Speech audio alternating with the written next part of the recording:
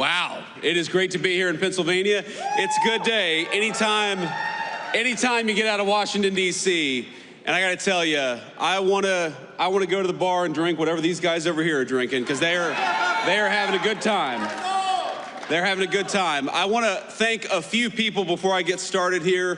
First of all, I'm so honored to be joined by our wonderful second lady, Usha Vance, my lovely wife, Usha.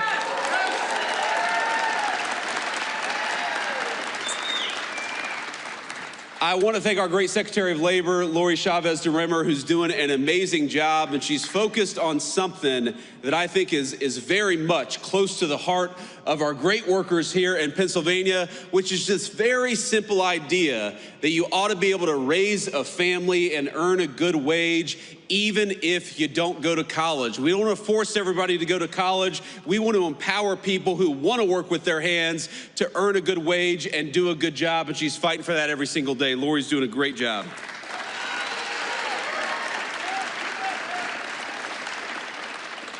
We have got our great Congressman, Ryan McKenzie. Ryan, please stand up and say hello to everybody. Ryan is doing a good job in Washington. He's got a great heart for the people of this district. He's only been in town for a couple of years, maybe only a year now, right? That you've been in Congress. And you see it all the time. You see it with Democrats and Republicans. Sometimes people go to Washington and forget who they serve. Not Ryan McKenzie. You are very lucky in Pennsylvania to have one of the good ones, and Ryan is helping us every single day fight for American workers.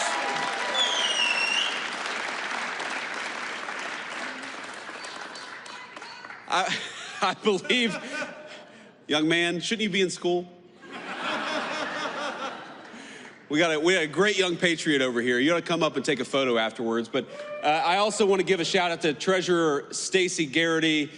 Stacey, thanks for everything that you do, and thanks for being here today. Where is she? There we go.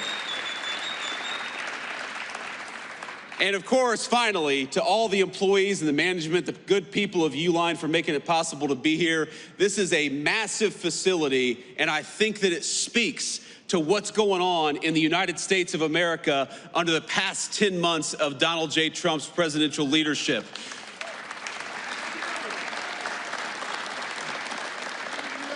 Under this president, my friends, we are building again. We are investing in the United States of America again. You heard our Secretary of Labor talk about it. 61,000 jobs added in the month of November, and that's not all. We saw private sector wage growth grow at a rate of 4.2%. You know what that means? That means we're seeing the fastest private sector wage growth that we have seen in this country in many, many years. And we're doing it by having a president and an administration that believes in you and fights for you. That is what we're trying to do every single day.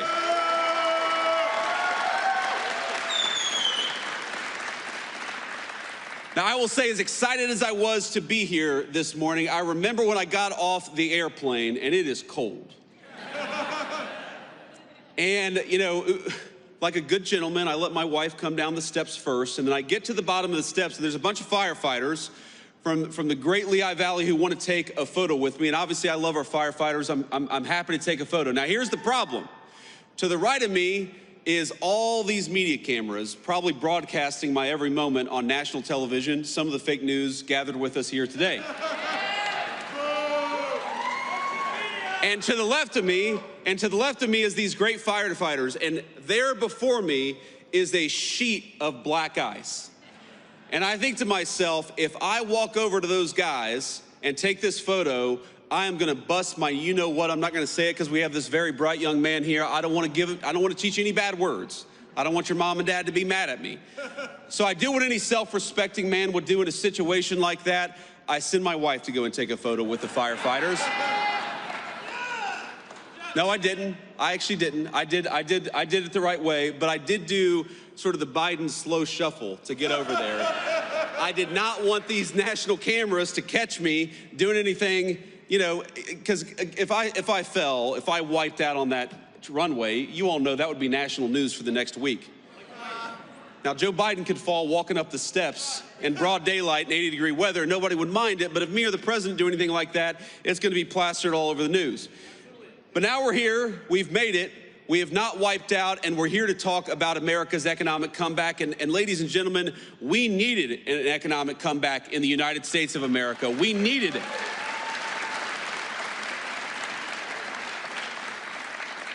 When we talk about all the wage growth, when we talk about all the people who are coming into the United States to invest in the American worker, we've got real money, real jobs, and real opportunity. What that means for the state of Pennsylvania is that in just the last 11 months, we're creating 60,000 good-paying jobs for Pennsylvania families, and we're bringing in, just in this one Commonwealth, $100 billion of new investment into this great place. That is real opportunity for the American people. That is real wage growth for the American people. And look, I grew up in a community. I was raised by my grandmother in a community where, when I was growing up, the factories were closing down. And those good paying jobs, they weren't coming into our communities. They were getting shipped overseas by politicians in Washington, D.C. The President of the United States has set this entire administration on a different course. We are sick of rewarding companies that ship jobs overseas. We're going to reward companies that build right here in America and give Americans good wages to do it.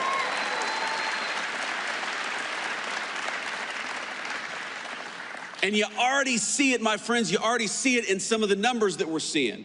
When I talk about what we are most proud of, I probably start with what we've been able to do at the southern border, and we'll talk about that in a second. But right after that is, if you go to the Biden administration, the average American family lost $3,000 of take-home pay through the terrible inflation of the Biden administration. In just 10 months of the Trump administration, the average American family has gained about $1,000 of take-home pay. Now that difference could not be starker. When Joe Biden was president for 4 years, he took $3,000 out of your pocket. And in just 10 months of the president's leadership, we have put $1,000 back in your pocket. That's what that means. And that's just the beginning, my friends. That is just the beginning. Because if you look at what we are doing every single day, you are going to have, and if this doesn't turn out to be true, I'll come back here and you can all tell me I'm wrong, but I'm telling you it's going to be true. You are going to have middle-class Americans, middle-class Pennsylvanians, some of the best tax season in 2026 that you've ever had. Because if you look at no taxes on overtime, no taxes on tips, when we talk about no taxes on your auto loans if you buy an American-made car, now those are political words. I'm sure you've heard them on TV, but starting with tax season in just a couple of weeks, you're going to see that in your tax refund. That's what that means. More money in your pocket because you've got a president and a Congress that are fighting for you for a change, and that's exactly what it should be.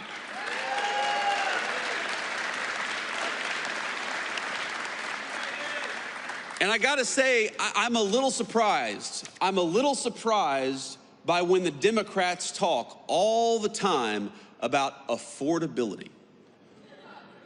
Democrats say, you know, things aren't affordable. This isn't affordable. This has gotten more expensive. Drugs have gotten more expensive. Housing's gotten more expensive.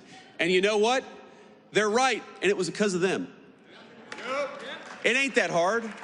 If you go back to the 4 years of the Biden administration, why did housing get so expensive, double in price during the Biden administration? It's because Joe Biden let in 20 million illegal immigrants who took homes that ought by right go to American citizens and to the people of this great state.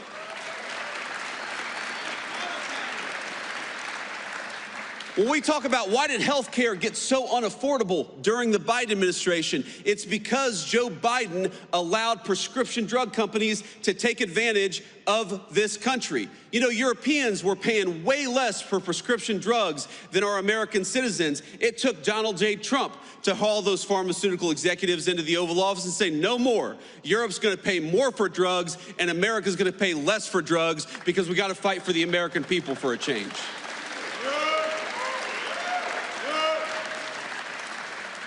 Why have rents gone down for 4 consecutive months? And I know they're still too high. But why have rents gone down for 4 consecutive months? Because we're starting to get those illegal aliens out of the United States of America. Those criminals, those gang members, those people who are taking homes that ought by right go to the people in this room and your children and your grandchildren. It's simple economics. If you have fewer people, fewer illegal aliens trying to buy homes, that means American citizens are going to finally be able to afford a home again.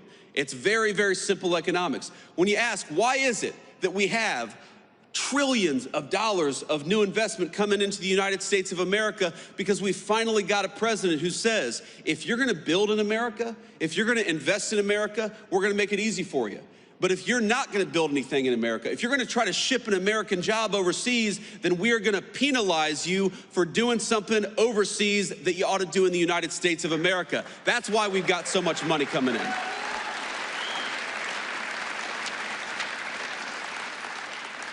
So if you look at every single affordability crisis that we talk about in the United States of America today, it's because we inherited a nightmare of an economy from Joe Biden. The highest peacetime debt and deficits in the history of the United States of America, that blows the door off inflation. The highest energy prices in the history of the United States of America. We are in one of the great energy regions in the entire world, not just in America, in the entire world. You know why energy prices are lower? You know why gas prices have come down so much? Because we finally got an American president who wants to invest in American energy and American workers instead of green energy boondoggles that are produced overseas. Thank you. So on all these things, my point, ladies and gentlemen, is that we are making progress. And I never forget where I come from, I never forget who I serve, and I know that there is so much more progress to be made. I remember my grandmother in times like this of the holidays. Of course, I think a lot of us remember the loved ones that we've lost. I remember my dear Mamaw, that's what I called her, and I was in a particularly hard math class in high school, and she said, "What do you need to do well in this class?" My grades weren't so good, and she went out, even though she could not afford even the essentials in life, she went out and got me a calculator, a very expensive calculator, so that I could do well in this math class. I remember what it feels like for American families when you have the government take $3,000 out of your pocket through higher taxes and higher inflation. I know what it's like for a woman who's trying to support a grandson but can't afford her prescription drugs because pharmaceutical companies are taking advantage of the United States of America. I remember what it's like when you have to choose between putting food on the table or getting the prescription that you need to stay healthy. And that is not a life that Donald Trump or I want for the citizens in the greatest country in the world. We want you.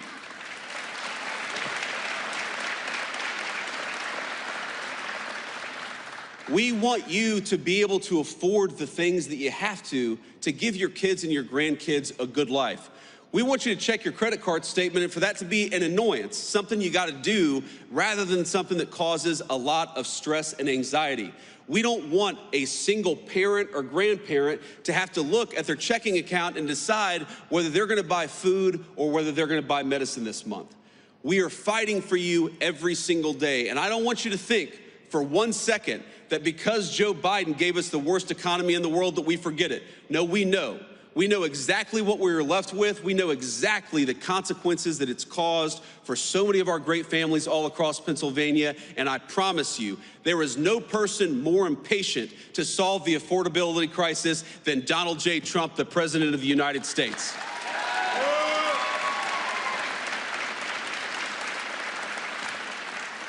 You know, I hear these guys, I hear these Democrats talk about this as if you were gonna fix these problems in a single day. It reminds me of probably the 3rd day in the Oval Office where eggs had gotten so expensive under the Biden administration. And you look, I'm the Vice President of the United States, I'm a very blessed man, but we have 3 little kids who eat a lot of eggs. And so I know the price of a dozen eggs. So the price of eggs got really high during the Biden administration. It was the 3rd day in the White House and some reporter said, "What are you doing about the price of eggs? Haven't you seen they're so expensive?" And the president's like, "Lady, we've been here for 3 days. It takes a little bit of time to fix something that was so fundamentally broken." And so when I hear the Democrats talk about the affordability crisis that they created, it's a little bit like Charles Manson criticizing violent crime. Look in the mirror, my friend. You are the cause of the problem, and Donald J. Trump's administration is the solution to the problem that you created.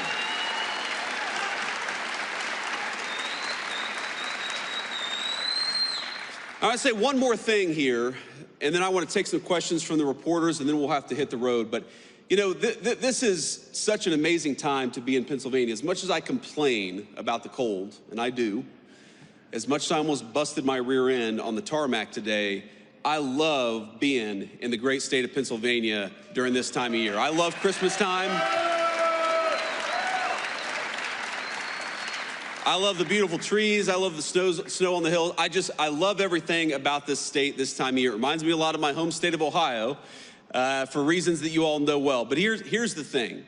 During this Christmas time, I think that we got to remember that we have a lot in the United States of America to be grateful for, and I am at the very top of the list of people who have a lot to be grateful for. I'm very grateful to my beautiful wife and our healthy kids.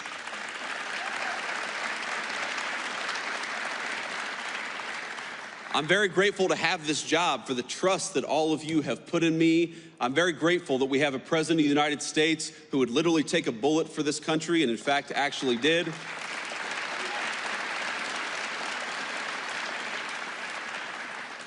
But I just ask all of you to count your blessings this holiday season, because there is a lot good out there. There's a lot that we're still working to fix. But I just wanted to say, from the President of the United States, from the entire administration, my friends in Pennsylvania, Merry Christmas to you. I hope your families have a Happy New Year. Thank you.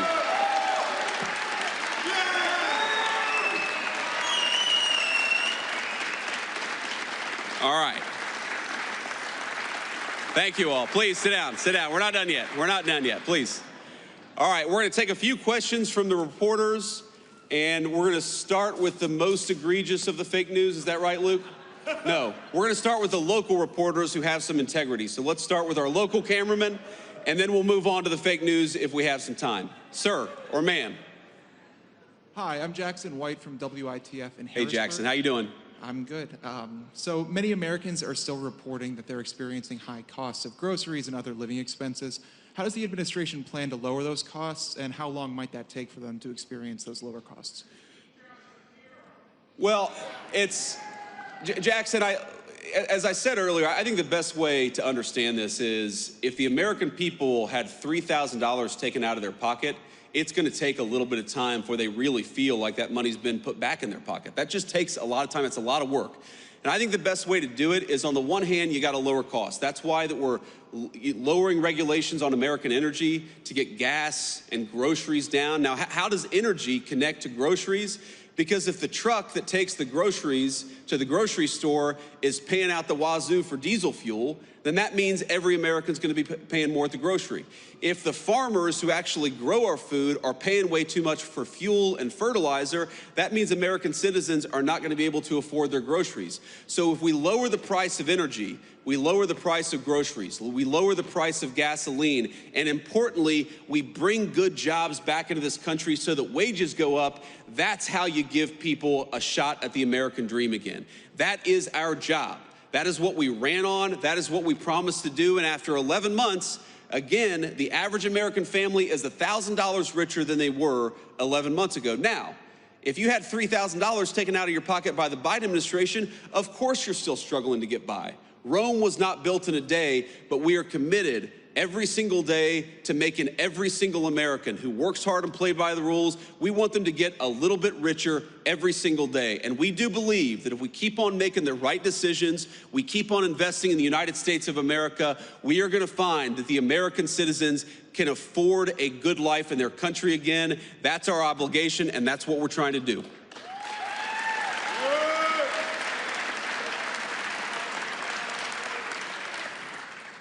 Good morning, Mr. Vice President. My name is Thomas Shortell. I'm a reporter with Lehigh Valley Public Media. Congressman Ryan McKenzie and a number of other battleground Republicans have been pushing to have tax credit extensions on the ACA. I was curious what your thoughts were on their efforts. Is that something that the administration is behind? So first of all, just on healthcare costs, if you look at some of the worst healthcare costs for American citizens, the biggest drivers of increased healthcare costs, it is the cost of prescription drugs. It simply got way too high, and it got too high because we allowed other countries to take advantage of it. I'm talking about the same exact drug that would cost $300 in Great Britain or $250 in France would cost an American $5,000 or $10,000. We were subsidizing the entire world's prescription drugs, and no president had the courage to put a stop to it. And Ryan McKenzie has been very supportive on this. Nobody had the courage to put a stop to it until Donald J. Trump said no. We are done getting fleeced on pharmaceuticals. Europe has to pay up so that our great American citizens can pay less. That's the most important thing that we've done. Now, you are right that the health insurance market, the health insurance system is totally broken. It's been broken for 15 years, and we're working with Congress, both Democrats and Republicans, to come up with a solution. You talked about premium support. We think that everything should be on the table, but Democrats and Republicans, they got to work together and put something on the president's desk to sign. Now, I will tell you, we've been involved in probably 10 different health care bills. You know, we've been talking to Ryan about it. We've been talking to my friend Bernie Moreno from the state of Ohio. We've been talking to Susan Collins about it. We've even been talking to a few of the reasonable Democrats who are putting ideas out there. But Congress has got to get us something to lower the cost of health insurance for American citizens. The Obamacare system was broken. Donald J. Trump wants to fix it, but Congress has got to step up here.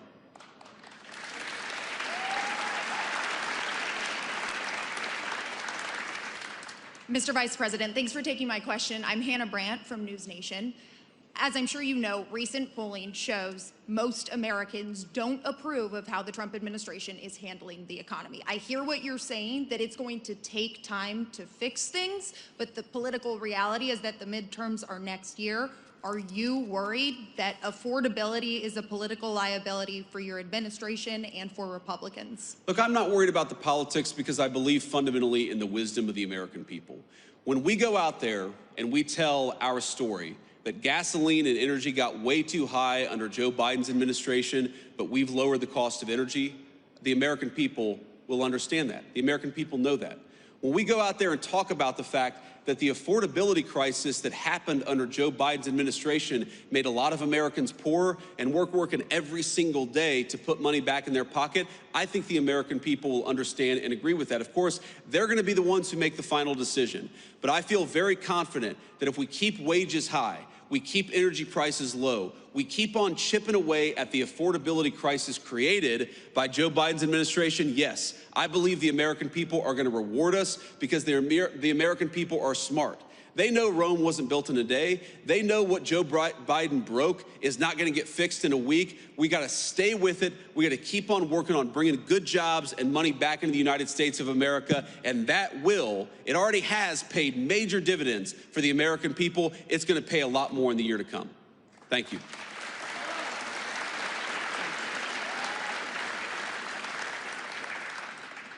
Thank you, Mr. Vice President. This is Elizabeth Mitchell from the Daily Signal. The health care bill released Friday by the GOP doesn't include health savings accounts.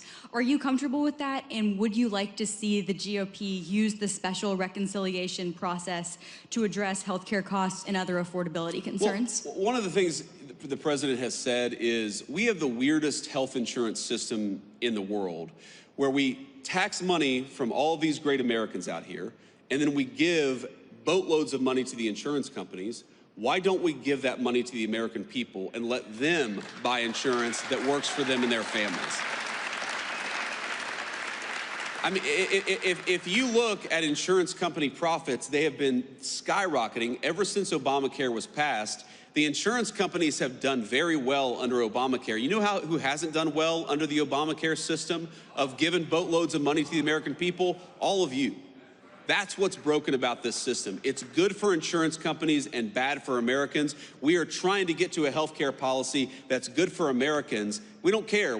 If the insurance companies do well, great. If they do poorly, that's their problem. We are here to fight for the American worker and make health insurance affordable for them. So we're going to keep on working at it. You mentioned one piece of legislation. I've probably read a dozen different pieces of legislation that are floating out there. Again, it's going to come to the point where Republicans and Democrats have to figure out what can be passed together. Of course, the president is going to drive a lot of that process. We're still reviewing some of these legislative texts as they come up. We believe that we can solve this problem. But again, the nature of our system, we're going to work with Congress to make sure we get something that's good for the American people through the Congress. Thank you.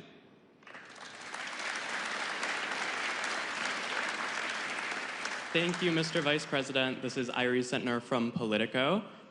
President Trump last week gave his economy a grade of A++++. What grade would you give the economy today? A++++.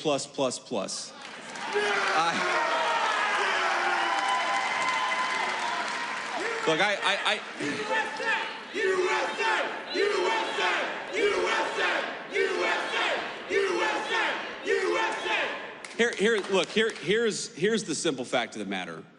Again, you have to understand all of this stuff in context. You have to ask yourself, what has the Trump economy been able to build over the past 10 or 11 months, given what we inherited from the Biden administration? Ladies and gentlemen, we had the worst inflation crisis in 50 years in the United States of America under Joe Biden. We had the worst trade deficit in the history of the United States under Joe Biden. We had debt and deficits, the highest in the history of American peacetime in 250 years. What we have been able to do, higher wages, lower inflation, a massive amount of investment and money coming into the United States of America, that stuff is incredible. And that is something to be proud of. What I will say is that given how bad things got under the Biden administration, we're going to keep on working every single day to make sure that Americans feel the benefits of the Trump economy. I am certain that we've already seen great benefits for the American people, but we got a lot of rebuilding to do over the next 3 years, and the president is committed more than anybody to making sure that we do it.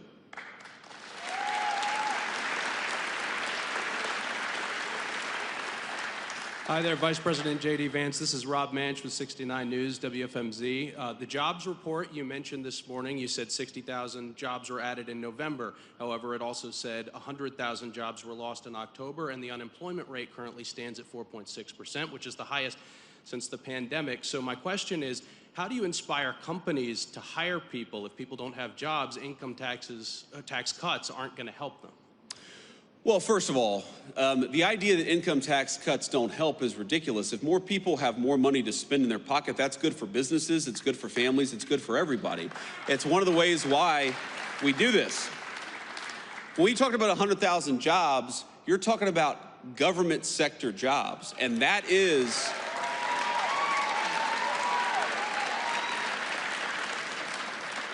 in a lot of ways the entire story of what we're trying to do under President Trump's leadership. We want to fire bureaucrats and hire these great Americans out here. That's what we're trying to do.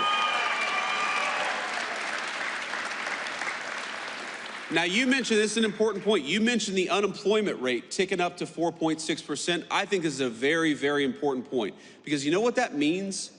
What that data shows, you got to get in the weeds a little bit. The unemployment rate only counts the people who are looking for work. So let's say you dropped out of work 2 years ago, you haven't been searching for a job. Well, you're unemployed, but you're not counted in the official unemployment statistics.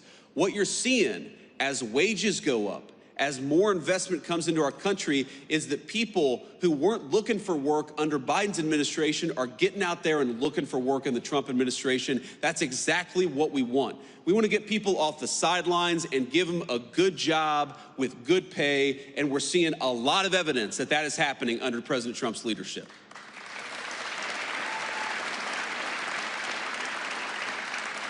We'll take one more question. Mr. Vice President, Jacob Bogage from the Washington Post. It's good to see you. Good to see you too. Merry Christmas. Thank you. Same to you. Unfortunately, I have to ask a bit of an off-topic question from affordability because news events do intervene, and that is the interviews that White House Chief of Staff Susie Wiles gave to Vanity Fair, in which she's quoted as referring to you as, excuse me, and again, not my words, sir, but a conspiracy theorist of a decade, and described your transformation from someone who once opposed President Trump to now his vice president as an act of political expediency. And I'd like to give you the chance to respond to that, sir. Well, first of all, if Susie I'll trust what you said. I haven't looked at the article. I of course have heard about it. But conspiracy theorist, sometimes I am a conspiracy theorist, but I only believe in the conspiracy theories that are true.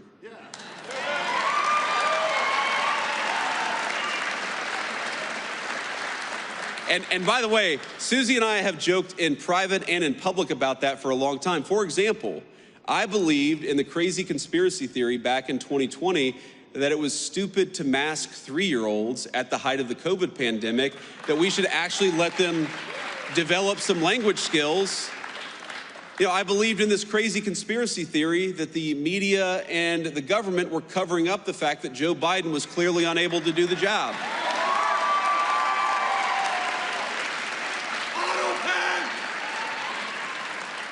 And I believed in the conspiracy theory that Joe Biden was trying to throw his political opponents in jail rather than win an argument against his political opponents. So, at least on some of these conspiracy theories, it turns out that a conspiracy theory is just something that was true 6 months before the media admitted it. And that's my understanding. Now, look, I do want to say something about Susie, though, because, again, having not read this article, Susie is a person I've come to know very, very well. And, you know, a lot of you probably ask yourself, what is it like behind the scenes? What's going on actually behind the scenes of the Trump administration? And I'll tell you, the president is exactly in private who he is in public. Like, I'll tell you a little story. Maybe a week or so ago, I walk into the Oval Office and Marco and I are sitting there talking with the president about something. He says, stop. And he looks at our shoes and says, you guys have terrible shoes. So he goes and gets a shoe catalog. And remember, this is the Christmas season, so the president's got some holiday cheer. He goes and gets a shoe catalog and gets his favorite shoes and orders like 4 pairs of shoes for me and 4 pairs of shoes for Marco, because he's like, you know, we need our vice president or secretary of state to look their very best. And, you know, then we went back to talking about whatever major, you know, international issue we were talking about. Again, he is exactly in private who he is in public. That's not true of most people in Washington, D.C. It's not. And I've seen so many people who will say one thing to the president's face, Democrats and Republicans, and then will do the exact opposite behind the scenes.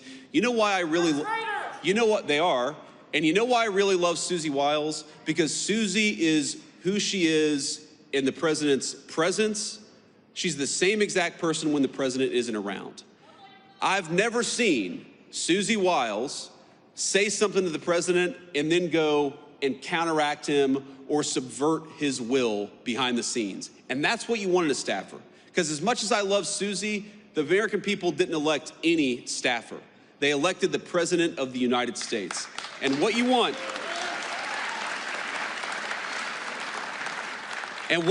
in a staffer is a person who understands they are there to effectuate the will of the American people, and they're there to follow the orders of the duly elected Commander-in-Chief of the United States. And Susie Wiles, we have our disagreements. We agree on much more than we disagree, but I've never seen her be disloyal to the President of the United States, and that makes her the best White House Chief of Staff that I think the President could ask for.